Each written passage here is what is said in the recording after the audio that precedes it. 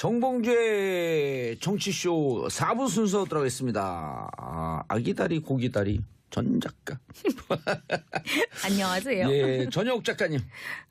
예. 앞에 우리가 그냥 돈 받은 것 때문에 한참 얘기하다가. 그러게 말해요. 근데 저는 예. 받았을 거라고 생각을 했어요. 그리고 아니 여러 차례 얘기를 했잖아요. 네, 왜 둘이 보수가 몰락하기 시작했다. 네, 그리고 두 사람이 상당히 제일 밀접하게 관련된 사람들인데 이 사람들이 자유롭게 이 서울 시내를 왔다 갔다 하는 게 믿어지지가 않았고 그리고 이제 그 정치권에 그 사람들의 돈이 흘러들어갔을 거다. 반대예요. 친박들이 아마 그 3인방한테 용돈 쥐어가면서 상납을 했을 거예요. 국정원처럼. 저는 그렇게 봐요. 야. 네. 아니, 그게 팩트예요. 그게 그쪽 최고의 전문가시니까 또. 아니요, 제가 뭐 그게 아니 전문가 이걸 떠나서 예. 제가 봤어요, 제 눈으로. 뭐 넥타이 바치고 뭐 술집 데려가고 이런 거 봤죠. 그러니까 너무 썩은 거예요, 보수가. 그래서 또 다른 1억 원이란 돈을 저는 굉장히 사복을 자기 그 사사로운 주머니를 많이 채웠을 가능성이 농후하다 이렇게 보죠. 그게 정치인들한테 흘러간 게 아니라 오히려 정치인들이 네. 상납을 했을 것이다. 네, 네. 모든 길은 그 문고리 3인방으로 통했으니까. 그럼 그것도 뇌물로 쳐지나요? 당연히 뇌물이죠. 그리고 아마 사사롭게 그 아파트 그리고 3인방이 거의 강남 아파트로 이사를 했어요. 그동안은 정수장학재단에서 마련해준 집에 살았어요. 거기 박 대표 시절에 기사도 그렇고, 그러니까 월급도 이중으로 받았고요. 그렇다가 국회에서 당에서 나오면은 네. 또 정수장학해서 또 받고. 네, 전 그런 걸로 알고 있고 제가 뭐 확인도 예. 그쪽에 있는 사람한테도 했었고 그런데 그런 사람들이 어느 날 그래도 강남 아파트를 떡하니 사는데 강남 아파트를 어떻게 사냐고요. 그냥 비서관 해갖고 그 월급으로 아무리 이제 이중으로 더블페이를 받았다 하더라도. 이거 강남 아파트가 아무리 싸도 다 10억 아니 그리고 받거든요. 비쌀 때 샀어요. 비쌀 그래서 때. 저는 그거를 한번 조사를 해보는 것도 좋을 것 같다 이러고 이게 이제 전 정권에도 이런 일이 있었지 않냐 하는데 전 정권에서 있었던 거하고는 스케일도 다르고 그다음에 모양새가 달라요. 어떻게 그 비서관한테 줍니까? 수석도 아니고. 이거는 모양 빠져요 진짜. 황관들이 이 옛날 황관 정치하고 똑같은 거예요. 황관들한테 바치는 거하고. 그래서 참 참담하더라고요. 문고리 3인방이 실세라고 하는 걸 그 당 의원들은 또 다 알았을 거 다 아니에요. 알죠. 그리고 이 같이 다니는 유일한 사람들이고 의원들하고도 바리케이트를 늘 쳤어요. 그 박근혜 전 대표가. 그러니까 너무나 폐쇄적인 정치를 하니까 그 한 사람이 딱 3명만 상대를 하니까 거기에 대해서 그 통로를 통하지 않으면 안 되잖아요. 예. 그런 점에서 최순실도 그 통로를 통한 거 아니겠어요? 그러니까 최순실도 뭐 1,000만 원씩 쥐어줬다 이런 얘기 했잖아요. 예. 결국 그런 점에서 문고리 3인방이 부패의 아주 직방 터널이다 이렇게 봐야죠. 핵심이다. 그렇죠. 네, 봐야죠. 왜 이제만 안 본 걸 이제까지 그냥 놔뒀죠? 제가 보기에는 이제 뭐 그 검찰이 수사를 하면서 냄새를 맡고서 이 덫을 주면서 계속 이제 연락하는 거라든가 뭐 이런 거를 좀 보고 기다린 것도 있을 것 같고 예. 또 이 사람들이 늘 얘기하는 게 주변 정리를 박근혜 전 대표가 깨끗하게 했기 때문에 이 사람들은 부패를 못했을 것이다. 이런 이제 선입견도 없지 않아 있었을 거라고 봐요. 근데 검찰이? 그렇죠. 근데 그거는 정말 허상이죠. 저는 여기서 엄청 많이 나올 거라고 생각했었어요. 진짜 핵폭탄이 터진 거네 그러면. 그래서 검찰은 알고 추적하고 기다리고 있었다. 그저께 제가 그걸 보고 드디어 나올 게 나왔구나. 저는 그렇게 생각을 했죠. 더 나올 거예요 아마. 아이수님, 전 작가님 평소 보수의 겸허를 외치신 팩트가 오늘 답이 나왔네요. 그러니까 제가 보수에 애정이 있어서 그런 거예요. 빨리 그럼요. 괴멸하고 새로운 보수가 예. 아까 세살. 말씀하신 것처럼 나와야죠. 네. 알겠습니다. 자, 오늘 무슨 네. 주제를 갖고 이 얘기가 더 재밌는데. 아까 시간하셨으니까 예, 오늘은 한국과 중국의 문제, 특히 시진핑의 그 권력, 예. 그 이기 독점화 체제로 과정, 갔죠. 예. 네, 이 점에 대해서 우리가 꼭 알아야 돼요. 근데 어쨌든 사드에 대해서는 이제 봉합하기로 이제 두 나라에서 이제 이 합의를 했는데 사실은 저는 뭐 많은 분들이 알고 계시는 문제인데 이 점에서 우리가 꼭 짚고 넘어갈 게 있어요. 이거는 진보의 문제도 아니고 보수의 문제도 아니고 일단 우리의 자존심은 매우 상처를 입었다는 거예요. 그렇죠. 자. 사드 추가 배치 안 해준다. 또 뭐 MD 체제 안 들어간다. 한미일 동맹 이거 없다. 군사 동맹 없다 이렇게까지 해줄 필요는 없는 거예요. 그런 점에서 우리가 중국이라는 큰 나라한테 야단 맞고 나서 반성문을 너무 과하게 썼다.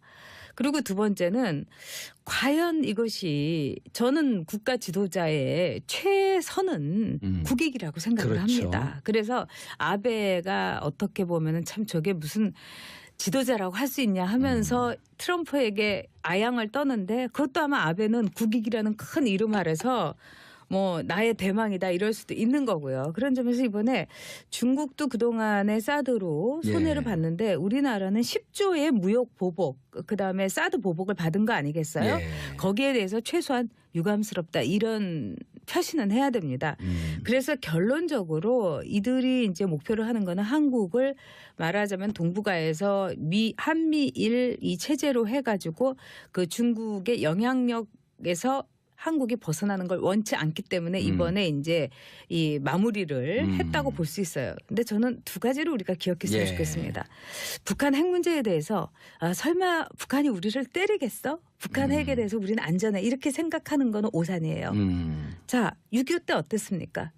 남침을 해서 우리 동족에게 총뿌리를 겨눈 거예요. 그거 잊어서는 안 되고 두 번째 중국에 대해서도 중국이 6.25 때 참전을 했어요. 그러면 중국에 있어서 혈맹은 북한이라는 거.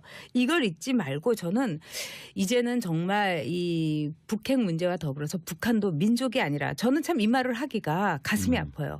저희 아버지 생각을 하면은. 그리고 저도 이북 여자의 그 기질이 있어요. 저희 아버지가 말씀하셨던. 그리고 저희 아버지 돌아가시는 날까지 금강산 보고 싶어 하셨고 평양에 그제 가보고 싶어 하셨고. 이북 출신이신가 보죠. 네네네. 그런데 이제 우리는 북한을 그냥 한 나라로 봐야 될 것 같아요. 그래야지 우리 대한민국이 안전하다. 이 동족으로 볼 때가 아니다. 이제 이런 말씀을 냉정하게 드리고 싶어요. 자, 시진핑 2기 체제. 네. 아니 근데 그건 넘어가기 전에 문재인 대통령이 미국 가갖고 중국이 사드 보복하는 거에 대해서 대국답지 못하다고 하면서 비판했잖아요. 그 정도 스탠스는 참 좋았었는데. 좋았죠. 그리고 이제 문재인 대통령의 저는 고민을 이해를 합니다. 그리고 누가 지금 대통령이 되더라도 참 고생할 거고 문재인 대통령이 뭐 치아가 더 손상됐다 이거 그럴 수밖에 없어요. 굉장히 고민하고 어떻게 하면은 최선을 찾아가는 건 이해를 하는데 이번은 조금 과했다는 생각이 들어요. 안 그래도 변화가 있을 수밖에 없는 상황이거든요. 이기 체제로 들어가면서. 네, 그러니까 너무 우리가 이 반성문을 세게 썼다. 저는 이렇게 보는 거죠. 그리고 우리가 반성문을 쓸 게 뭐가 있어요. 솔직히 얘기해서. 우리는 우리를 지켜야 되는 건데. 알겠습니다. 이기 체제 여러 전망이 나와요? 네. 일단은 뭐 제가 보기에는 뭐 여러 가지 전망이 나오지만 답은 한 가지예요. 즉 모택동처럼 시진핑이 강해졌다. 그리고 단일 지도 체제로 이제 또 갔다 이렇게 보시는 거예요? 완전히 갔죠. 그리고 이제 이 덩샤오핑은 이 모택동의 그 말기에 그 독재의 폐해를 보면서 이래서는 안 된다. 그래서 후기의 지도자를 양성하고 또 다음은 누가 다음 주석이 되느냐. 이 모든 거를 이 정상적인 범주 아래서 우리가 권력 관계를 이루자 이렇게 굉장히 합리적인 안을 내놓고 그렇죠. 집단 지도 체제로 또 가면서 그렇죠. 그렇게 했는데 이거를 이제 시진핑이 완전히 이제 무너뜨린 거죠.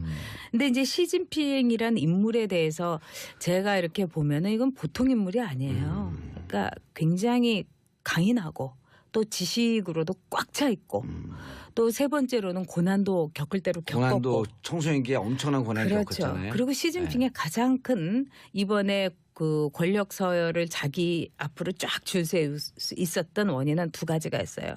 하나는 시진핑은 출생 신분, 그 출신 성분이 좋아요. 예?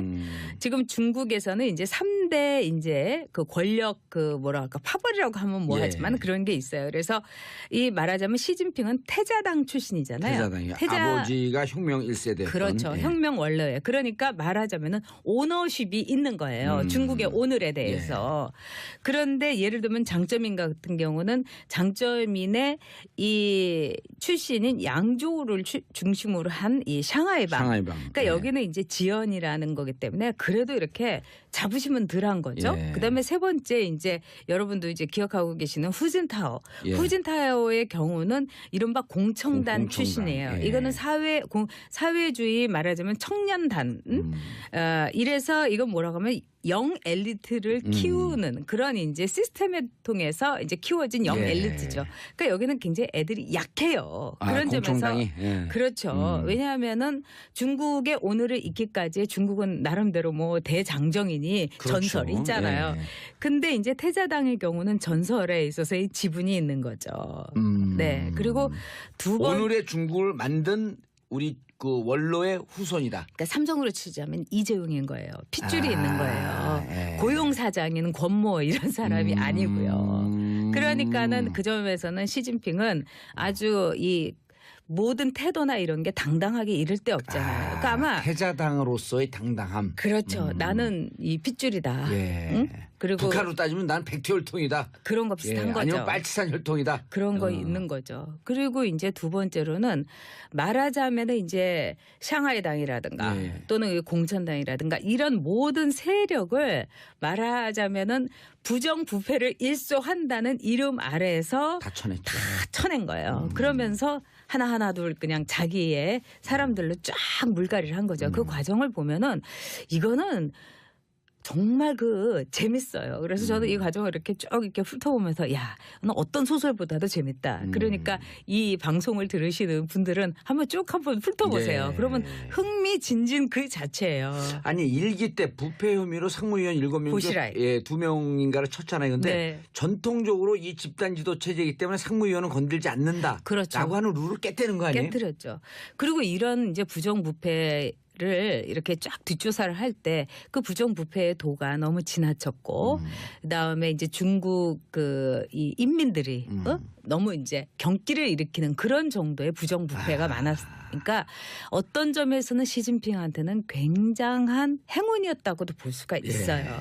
그리고 이렇게 요즘도 이게 중국을 가보면은 모택동을 중국은 여전히 자산으로 삼고 있지 않습니까? 그러니까 모택동에 초상화에 있으면서 모택동의 그 특유한 모체, 마오체로 인민에게 복무하라 이런 게 쫙 서 있잖아요. 그러니까 그거를 빌려 가지고 오히려 이제 다 쳐버린 거예요. 그러면서 제2의 모택동이 됐다.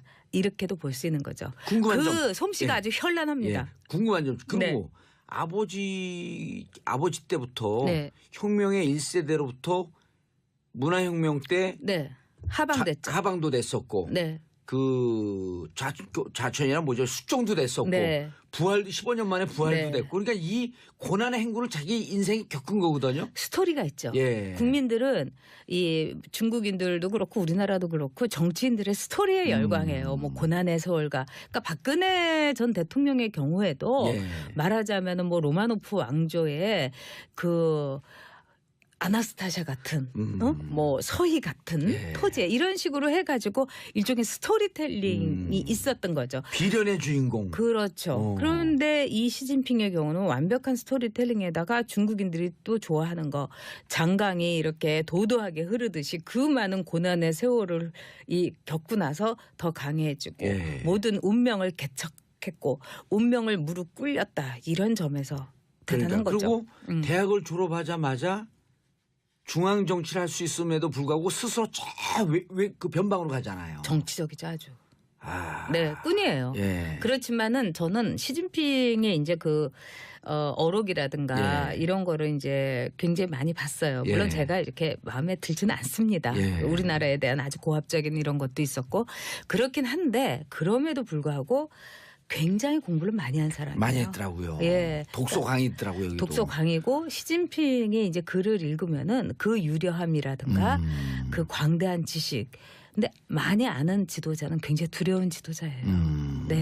우리도 정신 똑바로 차려야 돼요. 중국 사람들은 이제 씨따따 해갖고 친근하게 이제 그 시진핑 아저씨라 그러는데 서양에 이제 저도 이게 궁금해서 질문하는 건데 서양의 탐사 보도 전문가들이 아주 청렴함과 부패와의 전쟁을 강조하는데 시진핑이 해외로 빼돌린 부정축제한 돈이 있을 것이다라고 하는 걸 갖고 추적하는 팀들이 있다는데 그거에 대해서 어떻게 생각하세요? 제가 보기에는 이제 시진핑이 이번에 중국몽, 중국어몽이라서 중국에 좋습니다. 뭐든지 잘해요. 우리 봉도사 어린이는. 근데 이제 그 중국몽이라는 거를 보면 이제 중국을 미국을 이제 찜쪄 먹는 나라로 그렇죠. 경제 강국으로 만들겠다. 2050년까지. 그렇죠. 그래서 무디스는 이 독재 국가라는 거는 굉장히 결정 과정이 빠르지 않습니까? 예. 한 사람만 결정하면 그럼요. 되니까. 그렇기 때문에 중국 경제가 발전할 거다. 이렇게 봤어요. 근데 예. 이제 앞서 말씀한 대로 이 시진핑의 경제 문제에 대해서 굉장히 그 갸우뚱하는 사람도 있어요. 지금 중국은 경기가 살아나고 있고 이 주식 시장도 좋아지고는 있어요. 그런데 이제 피터 나바로라고 트럼프 대통령이 백악관 이제 무슨 저기 경제 문제 예. 이 무역 문제 이 위원장으로 임명한 사람이 있는데 이 사람 원래 학자예요. 근데 이 사람은 주구장창 뭐라고 했냐면 중국의 통계는 다 거짓말이다. 응? 그러니까 중국이 이제 뭐 이 기업의 그 회계도 재무제표도 이렇게 내놓으면 뭐 예를 들면 모든 수치는 너무너무 좋은데 말하자면 그건 믿을 수가 없다 이거예요. 아, 개연성 있는 얘기네요. 있는 얘기죠. 그리고 이제까지 보면은 사회주의 국가에 이제 이 말하자면 증시라든가 또는 뭐 국가의 경제 상황을 얘기하는데 북한이 그렇지 않습니까? 그 북한 통계를 믿는 사람이 어디 있어요? 근데 중국도 상당한 분식이나 조작이 가능하다. 그래서 피터 나바로 같은 거는 중국의 수치를 믿지 말라 이런 말까지 해요. 피터 나바로. 네. 예. 근데 피터 나바로뿐만이 아니라 또 사실은 중국의 몇몇 양심적인 정치인들조차도 이런 얘기를 해요. 그러면서 숫자를 믿지 말고 세 가지를 봐라. 진짜 중국 경제가 살아나고 있는가를 보려면은 예. 전력 소비량, 그다음에 철도 화물 운송량, 예. 그다음에 은행에서 돈을 꾸는 융자량 이걸 대출량. 보면은 아하. 이게 예. 더 정확하지 무슨 통계 이런 거 보면 안 된다 이렇게 보죠. 예. 그래서 이제 과연 시진핑 체제에 의해 중국 경제를 막 살렸다 이러지만 진짜 중국의 꿈이 이루어지고 있는 과정인가 이런 건 의심해야 된다 이렇게 보죠. 근데 네, 사실은 저는 뭐 많은 분들이 알고 계시는 문제인데 이 점에서 우리가 꼭 짚고 넘어갈 게 있어요. 이거는 진보의 문제도 아니고 보수의 문제도 아니고 일단 우리의 자존심은 매우 상처를 입었다는 거예요. 그렇죠. 자, 사드 추가 배치 안 해준다. 또 뭐 MD 체제 안 들어간다. 한미일 동맹 이거 없다. 군사 동맹 없다. 이렇게까지 해줄 필요는 없는 거예요. 그런 점에서 우리가 중국이라는 큰 나라한테 야단 맞고 나서 반성문을 너무 과하게 썼다. 그리고 두 번째는 과연 이것이 저는 국가 지도자의 최선은 국익이라고 생각을 그렇죠. 합니다. 그래서 아베가 어떻게 보면은 참 저게 무슨 지도자라고 할 수 있냐 하면서 트럼프에게 아양을 떠는데 그것도 아마 아베는 국익이라는 큰 이름 아래서 뭐 나의 대망이다 이럴 수도 있는 거고요. 그런 점에서 이번에 중국도 그동안에 사드로 손해를 예. 봤는데 우리나라는 10조의 무역 보복 그다음에 사드 보복을 받은 거 아니겠어요? 예. 거기에 대해서 최소한 유감스럽다 이런 표시는 해야 됩니다. 그래서 결론적으로 기다린 것도 있을 것 같고 예. 또 이 사람들이 늘 얘기하는 게 주변 정리를 박근혜 전 대표가 깨끗하게 했기 때문에 이 사람들은 부패를 못했을 것이다. 이런 이제 선입견도 없지 않아 있었을 거라고 봐요. 아, 근데 검찰이? 그렇죠. 근데 그거는 정말 허상이죠. 저는 여기서 엄청 많이 나올 거라고 생각했었어요. 아, 진짜 핵폭탄이 터진 거네 그러면. 그래서 검찰은 알고 추적하고 기다리고 있었다. 그저께 제가 그걸 보고 드디어 나올 게 나왔구나. 저는 그렇게 생각을 했죠. 더 나올 거예요 아마. 아이수님, 전 작가님 평소 보수의 겸허를 외치신 팩트가 오늘 답이 나왔네요. 그러니까 제가 보수에 애정이 있어서 그런 거예요. 빨리 그럼요. 괴멸하고 새로운 보수가 예. 아까 세 살. 말씀하신 것처럼 나와야죠. 네. 알겠습니다. 자, 오늘 무슨 네. 주제를 갖고 이 얘기가 더 재밌는데. 아까 시건하셨으니까 예, 오늘은 한국과 중국의 문제, 특히 시진핑의 그 권력, 예. 그 이기 독점화 체제로 과정, 갔죠? 예. 네, 이 점에 대해서 우리가 꼭 알아야 돼요. 근데 어쨌든 사드에 대해서는 이제 봉합하기로 이제 두 나라에서 이제 이 합의를 했는데. 정봉주의 정치쇼 4부 순서 들어가겠습니다. 아기다리 고기다리 전 작가. 안녕하세요. 예, 전혁 작가님. 예.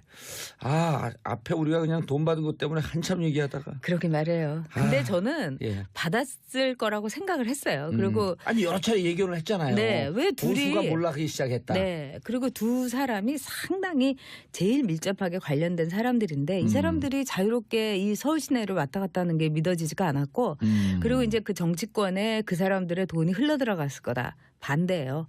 친박들이 아마 그 3인방한테 용돈 쥐어가면서 상납을 했을 거예요. 국정원처럼. 저는 그렇게 봐요. 야. 네. 그게 팩트예요. 그게 그쪽 최고의 전문가시니까 또. 아니요, 제가 뭐 그게 아니 전문가 이걸 떠나서 제가 봤어요, 제 눈으로. 뭐 넥타이 받치고 뭐 술집 데려가고 이런 거 봤죠. 그러니까 너무 썩은 거예요, 보수가. 그래서 또 다른 1억 원이란 돈을 저는 굉장히 사복을 자기 그 사사로운 주머니를 많이 채웠을 가능성이 농후하다. 이렇게 스케일도 다르고 그다음에 모양새가 달라요. 어떻게 그 비서관한테 줍니까? 수석도 아니고. 이거는 모양 빠져요, 진짜. 황관들이 이 옛날 황관 정치하고 똑같은 거예요. 황관들한테 바치는 거하고. 그래서 참 참담하더라고요. 문고리 3인방이 실세라고 하는 걸 그 당 의원들은 또 다 알았을 거 아니에요. 알죠. 그리고 이 같이 다니는 유일한 사람들이고 의원들하고도 바리케이트를 늘 쳤어요. 그 박근혜 전 대표가. 그러니까 너무나 폐쇄적인 정치를 하니까 그 한 사람이 딱 3명만 상대를 하니까 거기에 대해서 그 통로를 통하지 않으면 안 되잖아요. 그런 점에서 최순실도 그 통로를 통한 거 아니겠어요? 그러니까 최순실도 뭐 1,000만 원씩 쥐어줬다 이런 얘기 했잖아요. 결국 그런 점에서 문고리 3인방이 부패의 아주 직방 터널이다 이렇게 봐야죠. 핵심이다. 그렇죠. 네, 봐야죠. 왜 이제만 안 본거로 이제까지 그냥 놔뒀죠? 제가 보기에는 이제 뭐 그 검찰이 수사를 하면서 냄새를 맡고서 이 덫을 주면서 계속 이제 연락하는 거라든가 뭐 이런 거를 좀 보호해 보죠. 그게 정치인들한테 흘러간 게 아니라 오히려 정치인들이 상납을 했을 것이다. 네. 모든 길은 그 문고리 3인방으로 통했으니까. 그럼 그것도 뇌물로 쳐지나요? 당연히 뇌물이죠. 그리고 아마 사사롭게 그 아파트 그리고 3인방이 거의 강남 아파트로 이사를 했어요. 그동안은 정수장학재단에서 마련해준 집에 살았어요. 거기 박 대표 시절에 기사도 그렇고, 그러니까 월급도 이중으로 받았고요. 그렇다가 국회에서 당에서 나오면은 또 정수장학해서 또 받고. 네, 전 그런 걸로 알고 있고 제가 뭐 확인도 그쪽에 있는 사람한테도 했었고, 그런데 그런 사람들이 어느 날 그래도 강남 아파트를 떡하니 샀는데 강남 아파트를 어떻게 사냐고요. 그냥 비서관 해갖고 그 월급으로 아무리 이제 이중으로 더블페이를 받았다 하더라도. 이거 강남 아파트가 아무리 싸도 다 10억 받거든요. 비쌀 때 샀어요. 그래서 저는 그거를 한번 조사를 해보는 것도 좋을 것 같다 이러고 이게 이제 전 정권에도 이런 일이 있었지 않냐 하는데 전 정권에서 있었던 거하고는